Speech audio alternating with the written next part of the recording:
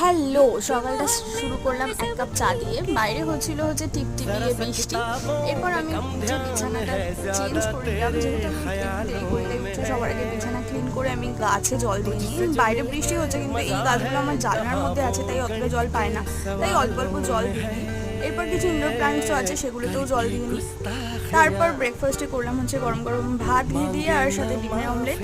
এর কিছুক্ষণ পরেই চলে এসেছিলো একটা ব্লাড, আমার নেওয়ার ছিল আর কি একটা টেস্টের জন্য, সেইটাই নিতে এসেছিলো।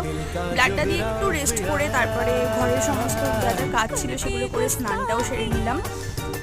তারপরে একটু বসে করলাম লাঞ্চে ছিল উচ্ছে আলু ভাজা আর ডিম কারি।